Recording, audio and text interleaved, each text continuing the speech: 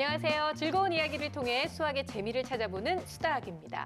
요즘 저희 수다학 앞으로 예비 중고등학생들의 사연이 많이 도착을 하고 있는데요. 아이들이 겨울방학 동안 좀 게을러지고 또 많이 노는 것처럼 보이지만 사실 우리 아이들도 예비라는 단어가 주는 중압감을 상당히 많이 느끼고 있는 것 같아요.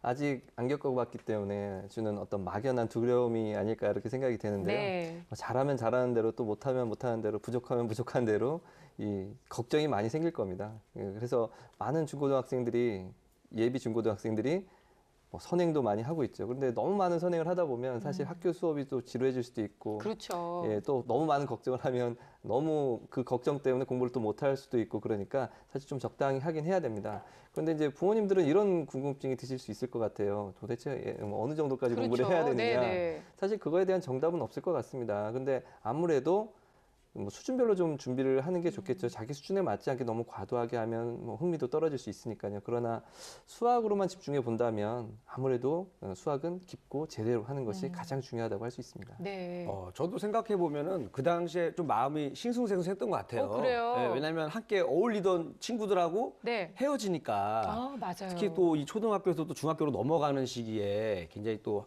학교도 아예 다른 학교로 배정받아가지고 떨어지는 경우가 있잖아요. 그래서 졸업식 때 친구들이 이게 저랑 헤어지기 싫어가지고 막 울고 불고 난리가 났죠. 아니 본인이 다른 친구들한테서 그럴까 봐 그런 게 아니고요. 왜냐하면 제가 돈을 많이 빌렸거든요. 그 당시. 그래서 떨어지니까 못 받을까 봐 애들이 많이 네네. 울었던 기억이 있습니다. 그럴 수 있는 게 지금 뭐 뭘 사춘기 그럴 수가 있어요. 여학생들 같은 경우는 막 벌써부터 울고 아유. 우정 반지 맞추고 네. 그래서 되게 아쉬워하고 그래요. 근데 아쉬운 면도 있지만 사실은 그 전에 조금 힘들었던 친구들은 새로운 세상이 열리거든요. 다시 시작할 수 있는 마음도 있고 또 초등 입학 때는 끌려갔다면 중등과 고등 때는 뭔가 자기가 주도적으로 선택할 수 있는 그런 힘이 있어서 좀 더 아쉬움보다는 기대감을 갖고 시작하는 것도 좋을 것 같아요. 네. 사실 아이들이요, 딱 보면 아무 생각이 없는 것 같잖아요. 하지만 그 안에 또 무슨 생각을 하고 있거든요. 그리고 꼭 공부뿐만 아니라 교우 관계 또 학교 생활에 대한 부담감도 상당히 클 텐데 여기에 부모님이 오히려 더 심란해하고 초조해하고 조마조마해하는 모습을 다 보이신다면 아이들이 정서적으로 더 불안감을 느낄 것 같거든요, 선생님. 너 이제부터 중학생이니까 정말 열심히 해야 돼. 중학교 올라가면 장난 아니야. 어렵다. 뭐 이런 식으로. 부담되네요, 진짜. 설레임이 있어야 되는데 네. 거의 협박성으로 이렇게 말씀하시는 분들이 많고요. 또 하나는 이제는 입학서부터 시작해서 대입 아니면 직업까지 이제 싹 정해야 된다. 어저께까지 아무 생각 없다가 오늘부터는 뭐 대학은 학생부 종합전형으로 해가지고 뭐 어느 대학교 어느 과를 나와서 뭐까지 해야 된다까지 결심을 하니까 사실 얘는 6학년에서 이제 겨우 중학교 올라가는 거기 때문에 하루 차이거든요. 그렇죠, 그럼에도 사실. 불구하고 인생이 너무 바뀌는 것 같아서 오히려 불안감이 가중될 수 있으니까 오히려 설렘을 줄 수 있도록 이제부터 한번 잘해보자 정도면 괜찮지 얘한테 너무 많은 것들을 얘기할 필요는 없는 것 같아요. 네. 맞아요. 저 같은 경우도 이제 그때 그 초등학교 끝나고 나서 이 수학에 대한 개념을 이 세뱃돈을 통해서 제가 좀 배운 게 있어요. 오, 어떡해요? 그러니까 우리 친척분들 중에서 그분의 월급을 대충 알아야 됩니다. 그래야 세뱃돈이 얼마 정도 나올지를 대충 예상을 하는 거예요. 네네. 저분은 연봉이 한 요 정도 되니까 나한테 한 2만 원은 주겠구나. 뭐 이렇게 하면서 나름 그분들의 연봉과 네. 그다음에 세뱃돈의 용돈을 한번 비율로 해가지고 이 계산했던 경험이 있습니다. 기대에 맞게 거쳤어요? 좀 짜더라고요, 우리 친척분들이. 사실 수학 공부에 대한 거는 답이 거의 명확하게 정해져 있다고 볼 수 있습니다. 왜 그러냐면 올라가서 공부를 해야 되는데 예전 것을 모른다면 공부가 제대로 될 수 그렇죠, 없잖아요. 맞아요. 그래서 사실 뭐 예비 중학생이라면 초등학교 공부를 잘 정리를 해야 되고 뭐 예비 고등학생이라면 중학교 내용을 좀 정리해서 올라가야 되겠죠. 그래서 복습은 필수라고 할 수 있겠습니다. 제 생각에도 복습도 열심히 하고 또 이제 수학 공부라고 하면 문제집이나 자습서만 가지고 푸는 거라고 생각하잖아요. 그런 거 말고 수학과 관련된 동화라든가 뭐 웹툰이라든가 여러 가지 서적들을 자주 보면서 이렇게 많은 상식, 수학의 원리를 이해하는 데 도움이 되는 것들을 접하면 좋겠고 또 인터넷으로 검색을 해보세요. 수학 활용, 뭐 수학과 필통, 수학과 안경, 수학과 머리카락 이런 식으로 검색을 해보면 네. 재미있는 그런 기고된 글들이 뜨거든요. 근데 읽다 보면 너무너무 재밌고 일상생활 속에서 연결이 돼서 네. 그런 것들이 상식을 길러주고 이해력을 높이는 데 참 도움이 됩니다. 저는 수학이 밥이라고 하거든요. 그러니까 오늘 만약에 이틀치를 먹었어도 내일 또 먹어야 되는 것처럼 그렇죠. 수학은 매일매일 일정 분량을 계속 해주는 게 굉장히 도움이 되고 네. 이런 것들이 수학의 이제 자기주도 학습이나 습관을 잡는데 가장 중요한 요소 같습니다. 사실 이제 겨울방학 동안 선행을 많이 시키셨을 텐데 오늘의 포인트는 그건 것 같아요. 너무 과하지 않은 준비와 탄탄한 복습. 이게 아마도 따라주기만 한다면 다음 학년을 준비하는 마음도 그렇게까지 불안하진 않을 수 있지 않을까라는 기대를 한번 해보겠습니다. 때마침 오늘 저희 수다학에 사연을 보내주신 어머님도 역시 예비 중학생을 두고 계시는 어머님이신데요. 과연 어떤 고민 때문에 또 노크를 해주셨는지 사연 함께 만나보겠습니다. 이번 주 수다학이 찾아간 곳은 대구 달서구.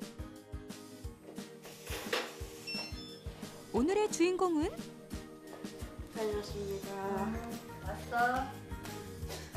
귀여운 예비 중학생 14살 성도경 양입니다. 논술학원에 다녀온 도경이 고됐는지 오자마자 쉬는 시간을 갖는데요.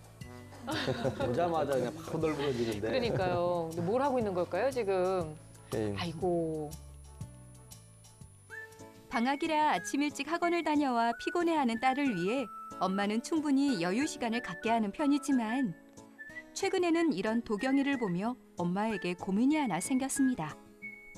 근데 어머님이 정말 성격이 좋으신 것 같아요. 보통 어머님들은 발견하자마자 이제 큰 소리가 벌써 나오실 법도 한데 계속 지금 온화한 미소로 저기 또 지켜보고 화를 계시거든요. 삭히고 있는 걸 수도 있어요, 이제.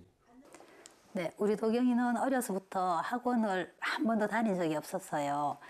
이제 앞으로도 계속 집에서 시킬 건데 제가 시키지 않으면 아니면 제가 출근하고 없는 시간에는 혼자서 공부를 잘 못하는 것 같아요. 그래서 혼자서도 자기 주도적으로 할 수 있는 학습을 하려면 어떻게 해야 되나 해서 신청을 하게 됐습니다.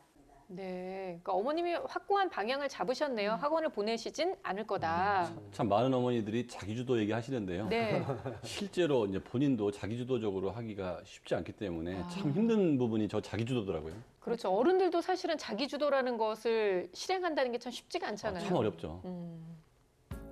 동그라미 가득한 수학 문제집. 얼핏 문제집만 봤을 때는 지금도 충분히 잘하고 있는 것 같은데요. 문제집 속에 엄마의 남모를 걱정이 숨어 있습니다. 네, 제가 잠깐씩 시켜보면 집중력도 있고 또 오래 앉아있는 힘도 있고 또 열심히 시켰을 때는 성적도 1학기 때는 100점을 받아왔었어요. 근데 앞으로 조금만 더 주도적으로 열심히 하면 잘할 것 같은데 그 부분이 조금 힘들어요. 오늘도 학습 분량을 정해주고 출근하시는 엄마.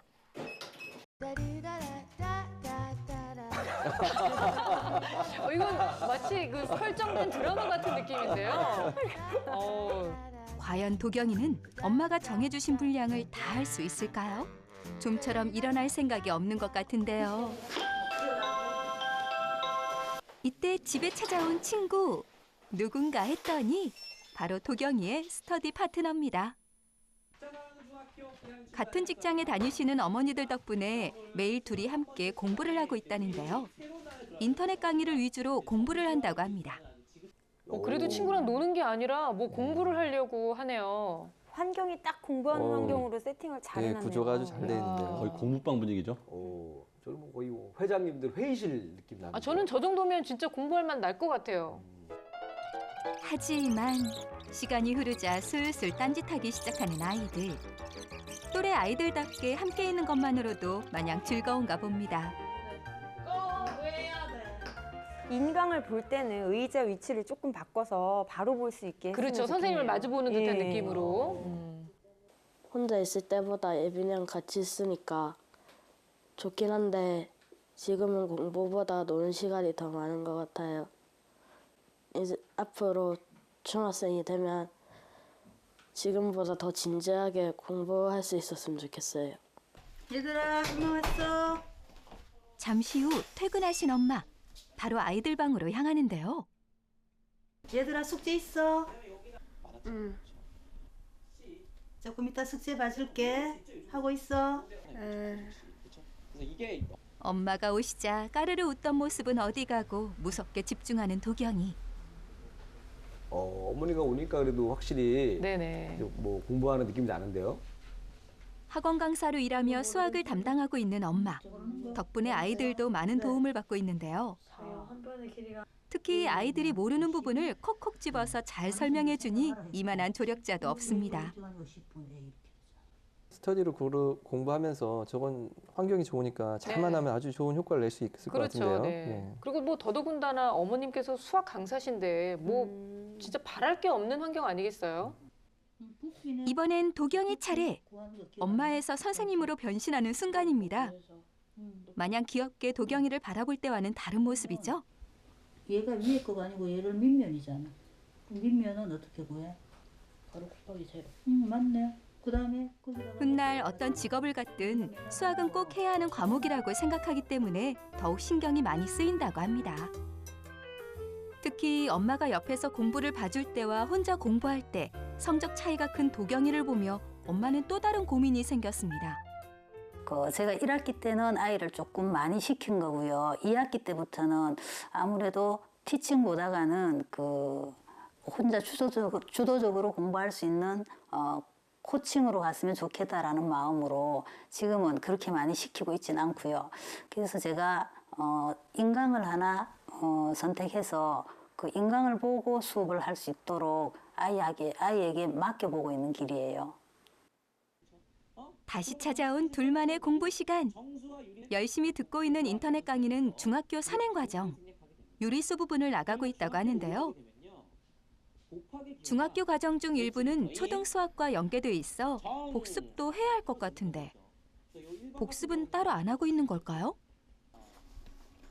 도경아, 초등학교 수학 공부는 그럼 안 하는 거야? 하나 더 네. 있고 y도 하나씩 더 있잖아요. 그렇죠? 왜? 그렇기 때문에 이 둘을 더한 거에 자신 있어요. 곱하기 도경아. 자신만만한 도경이. 그렇다면 수다학에서 가만히 있을 수 없겠죠? 수다 능력고사. 근데 웃는 표정에 자신감이 살아있어요.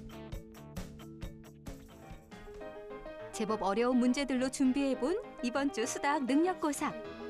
골똘히 생각하며 풀어나가던 도경이 어려운 문제를 만났는지 결국 선생님, 알려줘. 왜? 도와줘. 도와줘. 어떤 문제? 우리 함께 모르는 6번을 볼까? 6번 해볼까? 아니요, 5번. 역시 엄마만한 선생님이 없습니다. 그럼 일단 2번에 근데 진짜 부럽긴 하네요. 언제든지 수학 어려운 문제 있을 때 엄마 도와줘 이렇게 하면은 그냥 차삭 하고 나타나서 제대로 가르쳐 주실 수 있잖아요. 얼마나 부럽습니까, 두 그러니까요. 분. 엄마 진짜, 도와줘, 네. 아빠 도와줘, 바로 다 되시는 분인데. 우리는 어쩔 거예요, 우리는. 13점. 근데 큰 문제는 진짜 엄마가 계실 때와 안 계실 때가 차이가 확연하네요. 아. 문제를 많이 접해보지 않은 상황이어서 그런지 어떤 문제는 5학년 1학기 때 풀었던 문제들도 보이고 그러다 보니까 지금 좀 잘 못 푼 것 같더라고요. 평상시 보다가는 요즘 이제 한 학기를 얘가 거의 수학을 안 하고 있는 그런 상황이어서 그렇지 감각이 많이 떨어진 것 같아요. 60명이 많다 이렇게 되어 있잖아. 그리고 또 하나 도경이의 엄마이자 선생님 역할을 동시에 하며 더욱 고민이 많아진다는 엄마. 알수 없음. 축구가 있었잖아. 축구는 100명. 축구는 100명이네. 그러면 요 네 가지를 다 더해가지고 몇 %가 나와야 되나? 두 사람이 엄마와 딸로 선생님과 제자로 최고의 커플이 되어 공부할 수 있도록 수다 도와주세요. 네, 오늘은 어머님께서 티칭과 코칭 사이에서 많은 고민을 하고 계신 분을 또 만나봤는데요. 아마 오늘 사연을 통해서 우리 엄마들이 어떻게 해야 되는지 엄마들의 역할에 대한 이야기를 좀 더 집중적으로 나눠볼 수 있게 되지 않을까라는 생각이 듭니다.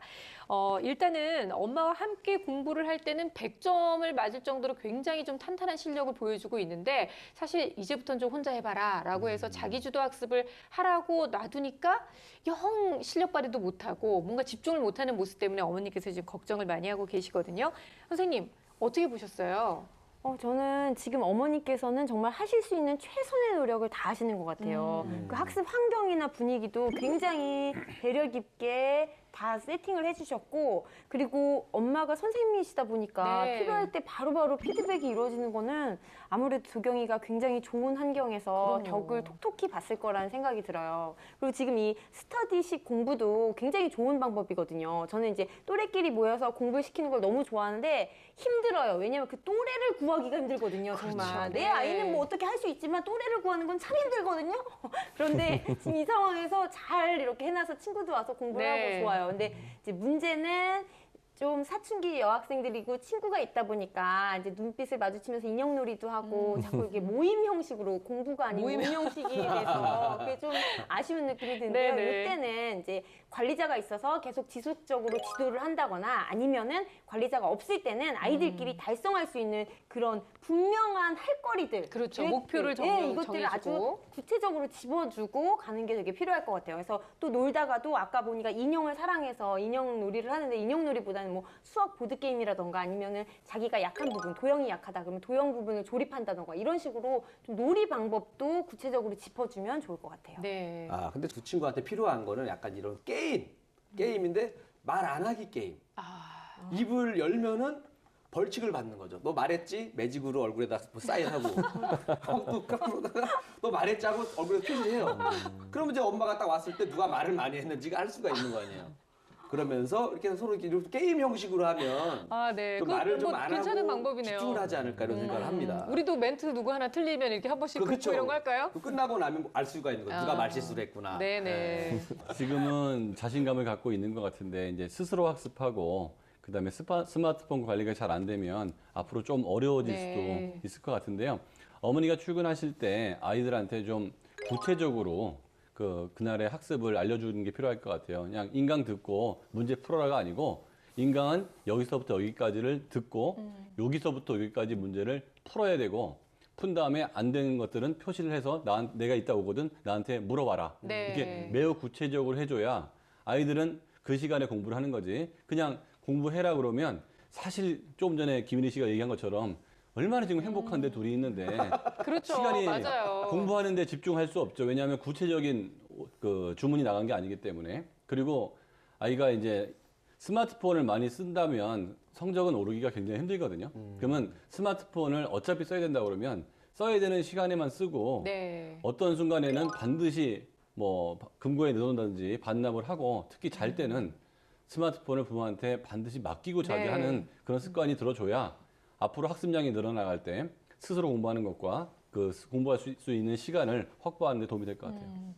근데 저희가 이제 늘 하는 거잖아요. 수다 고사를 딱 치고 나서 어머니와 도경이의 반응이 정말 극과 극이었어요. 어머니께서는 뭔가 좀 마음에 안 드시는 것 같아요. 그래서 한 학기 동안은 거의 수학을 손에 놓은 것과 다를 바가 없기 때문에 결과가 좋지 않았다 이러시는데 도경이는 굉장히 6학년 수학에 대해서 지금 자신감을 보였었거든요. 실제로 누구의 말이 맞는 건지 좀 궁금했어요. 예, 그 결과를 보니까 잘하고 있고요. 실력이 뭐 아, 나쁘지 그래요? 않습니다. 네. 예, 실수가 좀 보이긴 했습니다. 이제 이런 것들만 좀 고치면 잘 할 것 같습니다.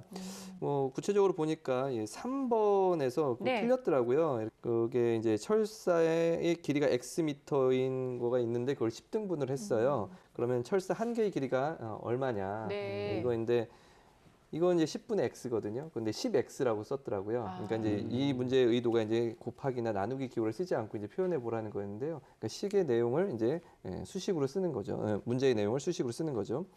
6번 같은 경우도 이건 조금 어려워요. 사실 농도 문제는 농도가 3%인 소금물 xg에 녹아 있는 소금의 양 이런 것들이니까 네. 사실 이 공식도 정확하게 알고 있어야 되고 문자나 변수 이런 것들 정확하게 알고 있어야 할 수 있거든요. 그래서 그 푼 흔적은 좀 남아 있어요. 그래서 이게 못 푼 건지. 근데 보통 이런 경우는 이 문제 좀 건든 흔적이 있으면 이거 어려워서 못 풀었을 가능성이 네, 좀 그렇죠. 있어요. 예, 네. 문제 자체가 어렵기 때문에.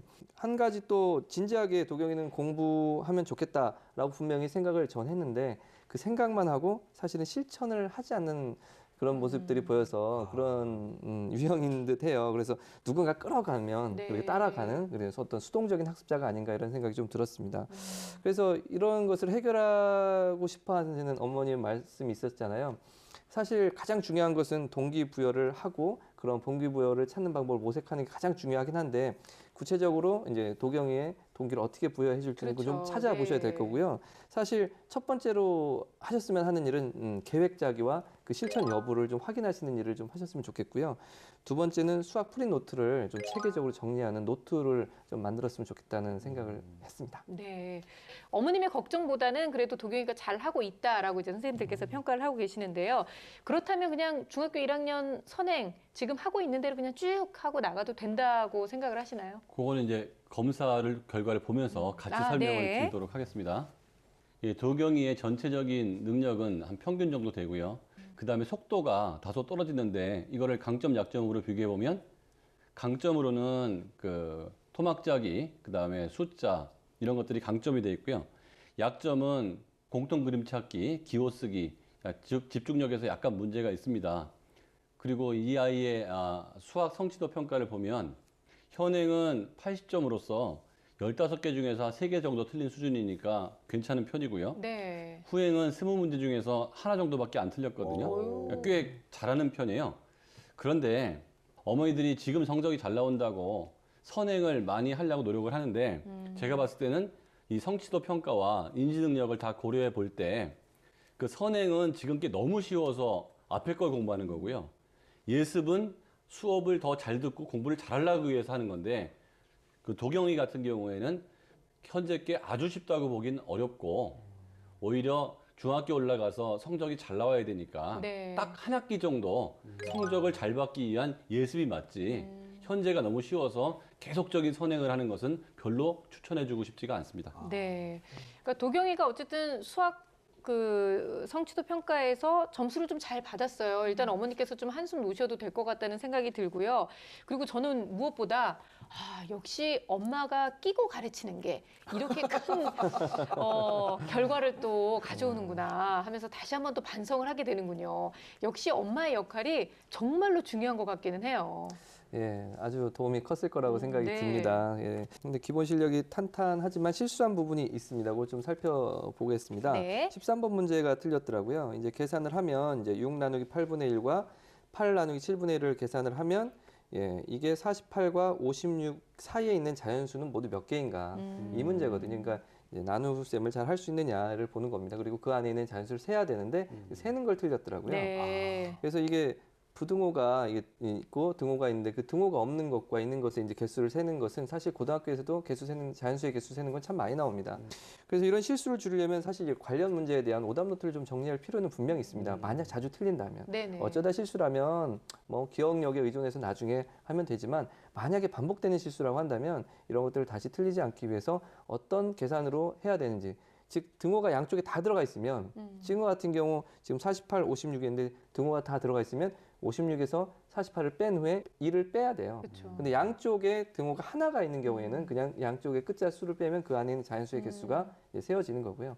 이렇게 등호가 없이 양쪽에 부등호만 있는 경우에는 그 양 끝에 숫자에서 뺀 후에 다시 또 1을 빼야 돼요. 네. 그래야 그 안에 있는 자연수의 숫자가 나오거든요. 그러니까 이런 특징들을 기억해 두었다가 문제에 적용해야 되는데 그런 것들을 이제 오답 노트에 적어두고 정리하면 나중에 효과가 있겠죠. 이제 도경이의 그 후행 평가를 봤더니 20개 문제 중에 19개 맞고 하나 틀렸거든요. 그 풀어서 틀린 게 4번 문제였는데 분수 관련 문제였어요. 근데 보면 뒤에 맞은 문제가 이 틀린 문제보다 더 어려운 문제들이 있었거든요. 아, 그래요? 그러니까 이것을 어렵다기보다는 좀 실수를 한 것이 아닌가. 그래서 후행적인 부분에서는 아이가 좀 기본 개념들을 잘 익히고 있다. 다만 이렇게 실수를 하다 보니까 좀 더 문제풀이를 많이 연습해보는 연습이 조금 더 필요하겠다라는 생각이 들었습니다. 네. 야, 얘기 들어보니까 뭐 도경이가 뭐 자신만만해 할 만하네요. 사실 또 어머니가 또 너무 걱정하는 게 아닌가 이런 생각도 있는데 이제는 조금 풀어줘도 되지 않을까. 좀 스마트폰도 좀 편하게 보게 해주고 네, 아유. 사회 경험을 좀 시켜야 되지 미성훈 않을까. 선생님 네. 아까 말씀하신 거 못 들었어요. 지금부터 더 바짝. 지금 잘하고 있는 게 아니다. 지금 이걸로 다 만족할 수는 없다. 이렇게 말씀하셨잖아요. 제가 너무 성적만 보고 빨리 선입견이 있었네요. 그러니까요. 더더군다나 이제는 중학생이 되면서 자기 주도적으로 공부를 또 해야 되는 그런 학년이 됐기 때문에 일단 중학교 입학을 앞둔 이 시점에서 좀 아이한테 잘 맞을 수 있는 학습법이 있다면 가르쳐 주세요. 지금부터는 스스로 왜 자기 주도가 필요한지, 왜 공부를 해야 되는지에 대한 명확한 목적을 짚는 게 좋을 것 같거든요. 그래서 네네. 자신의 꿈이라던가 뭐 앞으로 하고 싶은 것들 이런 것들과 연목을 지어서 뭐 거기 롤모델이 되는 사람을 만나게 해준다던가 해서 목표를 좀 확실하게 먼저 이제 수립을 하는 게 중요한 것 같고요. 그다음에 이제 예비 중학생이다 보니까 보면은 이제 반편성 배치고사라는 게 있어요. 그래서 중학교에 가면 반편성을 하기 위해서 전체 이렇게 초등학교 과정을 아우르는 것들이 있는데 문제집이 한 권으로 정리가 된 것들이 있거든요. 그래서 네. 이제 방학 때 그것들 한번 좀 풀어보면서 이제 공부를 하면 좋을 것 같습니다. 자기주도 학습의 가장 기본은 학습량하고 학습 시간이거든요. 이 엄마가 이제 이 아이가 스스로 공부하기 원한다면 학습량하고 학습 시간을 정해주고 그 시간에 자기가 공부하는 습관을 가져야 될 것 같고요. 네. 풀다가 안 풀릴 때 엄마한테 꼭 물어봐야 되냐. 시중에 참고서 굉장히 많거든요. 이제 참고서를 보고 답안지를 보고 해설지를 보면서 아 이렇게 하는 거구나 깨닫고 나서 그래도 해결이 안 되는 것만 엄마한테 물어보게 하는 게 굉장히 중요한 것 같고 지금 도경이가 자기주도 학습을 할 때 이제 엄마는 수학 선생님의 역할도 있고 엄마로서 역할도 있는데요. 네. 그걸 정확히 구분해 주는 게 되게 중요할 것 같아요. 예를 들어서 스마트폰이나 생활 관리 같은 경우는 엄마의 역할인 거고 수학 문제를 가르쳐 주는 거는 그 수학 선생님 역할인데 그렇죠. 제가 제 여동생을 어머니가 부탁을 해가지고 지도를 한 적이 있었는데 그 돈까지 받고 했거든요. 어머니가 어차피 너 프로페셔널하네요. 왜냐하면 가족끼리도 그 당시엔 과외가 금지된 시절이었기 때문에 네. 오빠가 동생 가르치는 거는 그 사교육이라고 안 그래서 가르치는데 남들은 굉장히 부러워했죠. 오빠 가르치니까. 근데 밥 먹다가도 수학 얘기하고 수학 얘기하다가는 또 아까 밥 먹던 얘기하고 그래가지고 네, 그렇죠. 이게 오빠인지 선생님인지 헷갈려서 나중에 제가 안 하기로 네. 했던 경험이 나는데 정확히 수학 선생님의 역할과 엄마의 역할은 나눌 필요가 있는 것 같아요. 엄마 역할의 경계도 그렇지만 지금 어머님이 고민하시는 게 사실은 그 티칭과 코칭 사이의 그 경계 때문에도 고민을 하고 계시는 거잖아요. 근데 선생님들께서는 그래도 여전히 어머님의 티칭이 필요하다라고 얘기를 지금 하고 계시는 거죠, 다. 예, 아직까지는 어느 정도 좀 그 코칭과 티칭이 좀 필요하다고 느낍니다. 네. 근데 사실 일반적으로 티칭은 수동적인 학생들에게 좀 필요한 학습법이고 코칭은 아무래도 적극적으로 그리고 자기주도 학습이 좀 잡힌 학생들에게 맞는 학습법이라고 할 수 있는데요. 이 경계가 사실 엄밀하게 구분하기는 좀 힘드실 거예요. 그렇죠. 어머니가 네. 직접 집에서 지도하시는데 야, 이거는 코칭이고 이건 티칭이다 이렇게 하시기는 정말 어려우실 텐데 대략적으로 이 정도는 이거다라고 하는 어떤 선을 좀 정해두실 필요는 있을 것 같다는 생각이 들고요.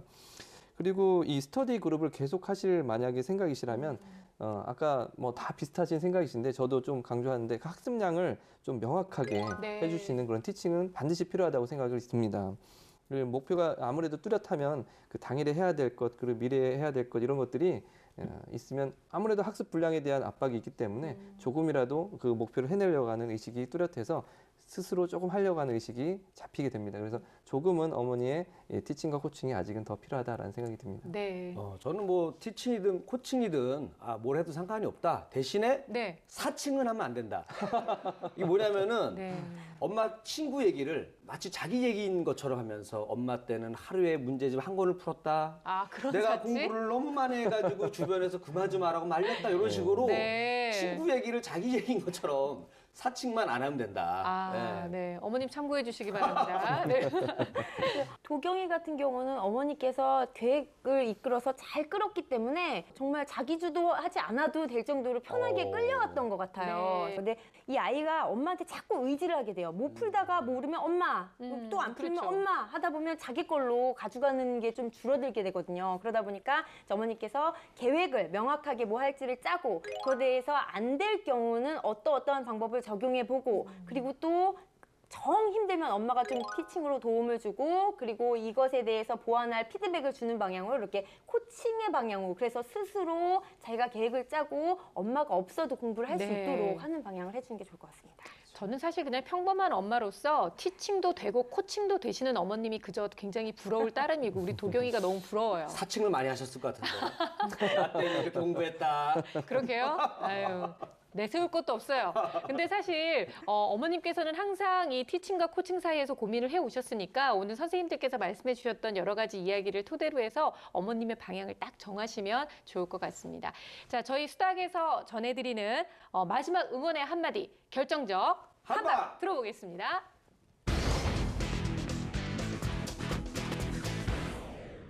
제 결정적 한방은 목표 달성입니다. 주어진 시간에 목표와 과제를 확인하고 꼭 달성하는 연습을 많이 하기 바랍니다. 제 결정적 한방은 시작과 끝입니다. 집에서 공부하고 친구와 공부하고 엄마와 공부하다 보면 공적인 것과 사적인 것이 약간 섞일 수 있거든요.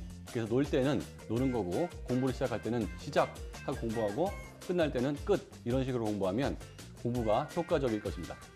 제 결정적 한방은 수학 풀이 노트입니다.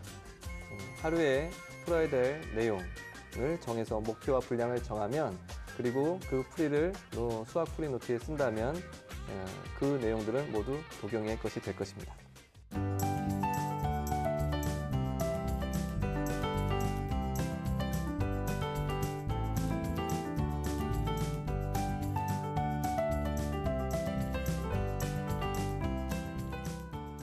자, 오늘 이리 씨는 또 어떤 결정적 한방을 준비했을까요? 네, 제 결정적 한방은 바로 이겁니다. 마스크. 요즘 그거 많이 쓰시는데. 많이 쓰죠? 예. 보니까 도경이가 그 인터넷 강의를 들을 때 친구랑 너무 말이 많아요. 그래요. 그때 요거를 딱 써주는 거죠, 이렇게. 쓰고 하는 거예요, 공부를. 네? 그렇죠. 그래서 서로 얘기도 안 하고 이거 보면은 말하면 안 되지 네네. 하면서 집중하는 효과도 있고 둘 중에 한 명이 독감에 걸려도 예방하는 건강상으로도 뭔가 도움이 된다. 네, 이거 쓰시기 바라겠습니다. 네, 그거 저기 버리지 말고 네. 이리 씨가 계속 하고 있어요, 쓰고 방송 중에. 마무리할까요? 이렇게 계속? 좋아요, 좋아요. 쓸데없는 자, 소리 할 때도? 네, 쓸데없는 소리 하지 않도록. 자, 엄마가 없을 때도 당황하지 않고 의연하게 스스로 자기주도 학습을 실천해 나갈 수 있는 도경이가 되길 저희가 늘 응원하도록 하겠습니다. 자, 이번에는요, 재미있는 수학 강연 400초 수학을 함께 들어볼 텐데요. 오늘은 김희진 선생님이 준비하셨죠? 네, 저희가 그 현장에서 있다 보면 수학적 사고력을 어떻게 높일 수 있나요? 라는 질문을 굉장히 많이 받았거든요. 네. 그래서 일상생활 속에서 수학적 사고력을 팍 높일 수 있는 그런 재미있는 기대되는데요? 놀이 방법을 준비해봤습니다. 제가 또 이 수학적 사고력에 관심 많잖아요. 네. 저는 어디다 적용하냐면 이제 로또 복권 살 때 적용합니다. 어떻게요? 1년 동안에 한 번도 안 나왔던 번호들을 모아요. 그래서 이 통계와 확률 이거를 응용해가지고 이제 복권을 할 때 그 숫자 6개를 제가 찾아내죠. 그런 일차원적인 거 말고 예. 수학적인 문제 해결력을 높이는 그런 수학적 사고력을 기르는 방법을 준비해봤습니다. 네, 아니 진짜 그 일차원적인 생각을 하지 마시란 말이에요. 자, 어떻게 하면 정말 우리 부모님들이 요즘 가장 많이 생각하시는 수학적 사고력을 높일 수 있는지 400초 수학에서 지금 바로 확인하겠습니다.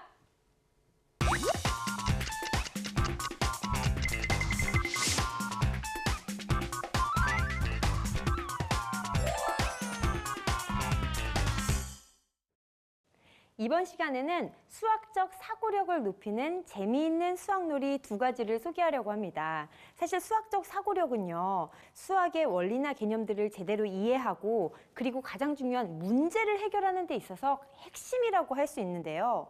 실제로 수학을 공부하는 이유가 그 전체적인 최종 목적이 수학적 사고력을 향상시키는 데 있다라고 해도 과언이 아닙니다. 이렇게 수학적 사고력을 말로는 쉬운데 실제로 기르기는 다양한 노력이 필요하고 어렵다고 하는데요. 재미있는 놀이를 통해서 사고력을 팍팍 향상시킬 수 있는 방법을 안내해 드리도록 하겠습니다. 첫 번째는 바로 수학 개념 보드게임 놀이인데요. 2015 개정교육과정이 바뀌었습니다. 이 교육과정은요, 2017년부터 적용이 돼서 2018년, 2019년까지 계속 아이들의 교육과정과 교과서가 바뀌게 됩니다. 근데 이것의 핵심은 뭐냐면요, 수학이 가장 큰 변화가 있는데 수학에 있어서 내용이 적정량처럼 줄어들고 그리고 더 깊이 있게 공부한다는 것입니다. 그러니까 뭐냐면 반드시 익혀야 될 개념과 원리만 추려서 적게 교과서에 들어있거든요. 그러다 보니까 공부를 할 때 반드시 그 교과서나 교육과정에 들어있는 개념이나 수학적인 원리는 반드시 익혀야 됩니다. 그래서 이 수학 보드게임 놀이를 할 때요, 보드게임 판에 이렇게 수학에 들어가야 될, 반드시 익혀야 될 그 개념과 원리가 초등학교 전체 과정에서는 200개 정도밖에 안 되거든요. 그것을 보드판에 정해서 이름을 넣는 거죠. 그래서 왜 뱀 게임처럼 1, 2, 3, 4 순서대로 가다가 뱀 모양으로 내려가서 4에 걸리면 다시 뱀꼬리로 휙 떨어진다든지 아니면 사다리를 타고 휙 올라간다든지 해서 이렇게 100개 또는 50개의 칸을 만든 다음에 거기에 수학 개념들을 하나하나 이름을 넣어서 게임을 하다 보면 가위바위보를 통해서 해도 좋고요. 주사위를 해도 좋습니다. 주먹으로 이기면 뭐 1칸을 가고 가위로 이기면 3칸을 가고 그리고 보로 이기면 5칸을 간다. 이런 식으로 규칙을 정해서 가위바위보해서 자기 말이 이동하도록 하면서 그 판에 수학 개념들이 들어있기 때문에 계속 놀이를 하다 보면요. 개념이 입에 붙고 익히게 됩니다. 이 수학 개념의 그 내용을, 원리를 쑥쑥 이해하지 않더라도 개념들을 계속 입에 붙고 여러 번 말을 하게 되다 보면요. 아, 쉽고 뭔가 잘 아는 것 같고, 그러니까 거부감이 줄어들기 때문에 아주 수학을 공부하는 데 있어서 효과적입니다. 또 저학년이나 아주 유아인 경우에는 이제 숫자 1, 2, 3보다는 하나, 둘, 셋, 넷, 10, 20, 30, 40 그 용어들을 제대로 익힐 수 있게 보드게임판에 만드는 것도 아주 좋습니다. 그래서 수학 용어 그리고 개념들을 입에 붙는 것만으로도 이 놀이의 효과는 굉장히 높고요. 이렇게 붙다 보면 친근하게 느껴져서 수학을 접하는 데 있어서 아주 그러니까 내 일상 용어처럼 생각하게 되는 거죠. 영어도 영어권에서 생활하다 보면 저절로 익히는 것처럼 수학도 이 보드게임 통해서 개념들을 자꾸 익히다 보면 수학적 사고력이 향상되고 문제 해결력이 높아지게 됩니다. 두 번째 소개해드릴 놀이는요. 바로 3가지 스토리텔링입니다. 문제를 풀 때 있어서 이제 수학적 사고력을 향상시키고 문제 해결력을 기르는데 여러 아이들이 가장 힘들어하는 게 바로 스토리텔링 문제입니다. 스토리텔링형 문제가 사실은 도입된 이유가 아이들을 더 쉽게 하기 위해서 딸랑 문제만 주고 수식만 줬더니 좀 힘들어하고 어려워하니까 재미있게 이야기로 풀어서 상황들을 설명을 해서 실제 있는 상황과 연결을 해서 수학적 사고력을 기르겠다는 목적으로 스토리텔링 문제를 만들었는데요. 이게 오히려 주객이 전도가 돼서 스토리텔링 문제가 제일 어려워요, 힘들어요 하는 애들이 굉장히 많이 늘어났습니다. 그래서 이 스토리텔링형 문제를 풀 수 있는 능력을 길러주고 수학적 사고력을 동시에 향상시킬 수 있는 재미있는 방법, 바로 3가지 놀이인데요. 3가지는 이렇게 막대처럼 돼서 여러 가지 색깔 모양형 막대를 활용할 수 있는데 뭐 시중에서 파는 제품을 구입하셔도 되고요. 나무젓가락 있잖아요. 일회용 나무젓가락. 이것을 물감 또는 뭐 식용물감이나 식용색소를 푼 물에다가 담가둡니다. 빨간색, 파란색 하나, 뭐 노란색 하나 이렇게 3종류로 해서 10개 정도씩을 담가두면 잠시 담가뒀다가 건져서 말리면 아주 훌륭한 3가지 막대를 만들 수 있습니다. 그래서 막대, 색깔 있는 막대를 들고 있다가 이제 아이들과 함께 문제풀이를 위한 재미있는 이야기, 수학 이야기를 만드는 거죠. 예를 들면 이제 3가지를 10개를 줍니다. 자, 이걸로 자기가 만들고 싶은 모양을 만드는 거예요. 쑥쑥쑥 뭐 별 모양을 만드는 친구도 있고요. 우주선을 만드는 친구도 있고요. 집 모양을 만드는 친구도 있어요. 이거 뭐 만든 거야? 집 만들었어요. 우와, 집을 만들었구나. 자, 어떻게 만들었지? 지붕은 막대 4개를 가지고 만들었고 집 모양도 역시 막대 4개를 가지고 만들었구나. 아, 문은 막대 2개를 가지고 만들었네. 와, 대단하다. 그러면 지붕, 벽면, 문 더하기는 10개가 되겠네. 그러면 4 더하기 4 더하기 2는 10. 이런 식으로 이야기를 풀어도 되고요. 또 그러면 똑똑똑 문을 열고 들어갈게요. 자, 문을 열었으니까 문이 없어집니다. 문을 만들었던 3가지 2개를 빼면 나머지 3가지는, 집을 이루고 있는 3가지는 모두 몇 개일까? 10개에서 문을 만든 거 2개를 뺐으니까 8개가 남아요. 아, 이것을 식으로 바꿔볼까? 이런 식으로 3가지를 통해서 모양을 만든 다음에 이야기를 풀어나가는 거죠. 스토리텔링형 문제를 무조건 풀어. 그리고 네가 문제를 만들어봐 라고 하면 맨날 하는 단골 멘트가요. 과일 가게에 가서 사과를 5개 샀는데 3개를 먹었습니다. 뭐 1,000원을 냈는데 250원을 거슬러 받았습니다. 이게 몇 가지밖에 생각을 못해요. 근데 이 3가지 놀이를 통해서 스토리텔링 이야기를 나누면 굉장히 다양한 모양을 만들기 때문에 여러 가지 소재가 나오고 아이들이 굉장히 재미있어합니다. 그래서 이렇게 이야기로 푼 것을 나중에 수식화시켜서 푸는 활동까지 연계가 되면 아주 더 말할 나위 없이 수학적 사고력이 향상되지만 꼭 수식화시키지 않더라도 그렇게 3가지를 통해서 이야기를 만드는 것만으로도 수학적 사고력이 아주 향상됩니다. 이렇게 오늘 재미있는 수학적 사고력을 향상시킬 수 있는 2가지 놀이를 소개해 드렸는데요. 스토리텔링형 문제도 잘 풀 수 있고 그리고 교육과정의 변화에 맞는 개념들을 익힐 수 있는 놀이니까요. 가정에서 아이들과 함께 꼭꼭 실천해 보시기를 권합니다.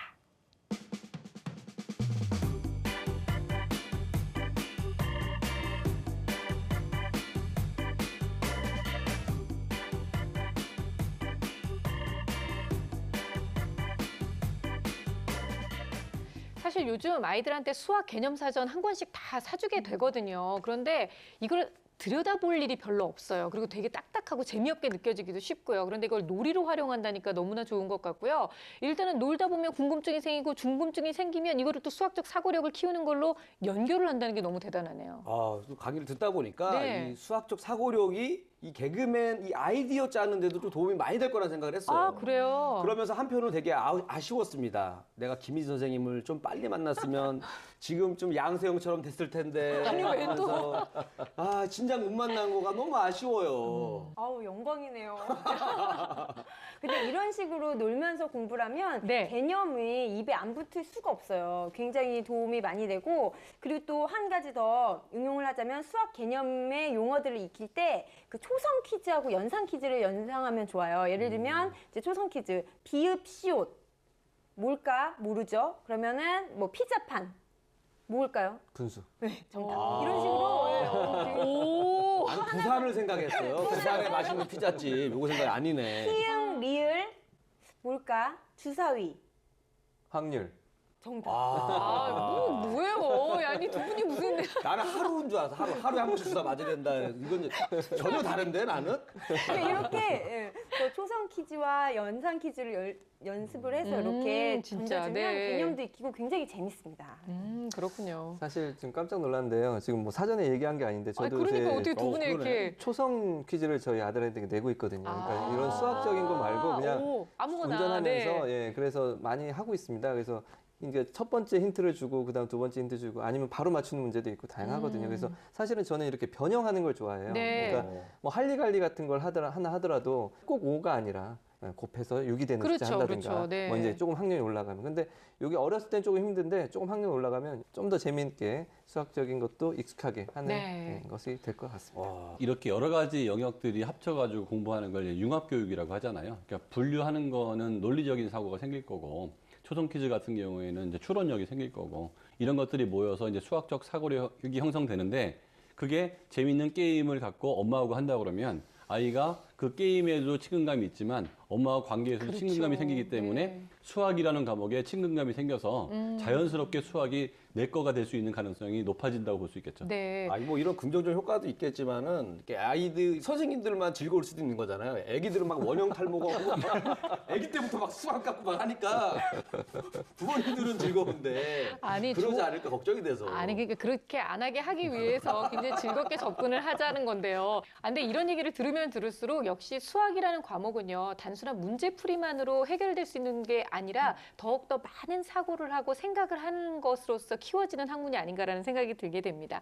아이들이 좀 즐겁게 수학 공부를 할 수 있도록 부모님들께서 더 많은 노력을 또 하셔야 되겠다는 생각이 들어요. 자, 400초 수학을 통해서 듣고 싶은 이야기나 또는 수학 고민이 있으신 분들 저희 수다 홈페이지를 통해서 여러분들의 사연 남겨주시기 바라겠습니다. 저희는 다음 시간에 더욱더 즐거운 수학 이야기를 들고 찾아올게요. 고맙습니다.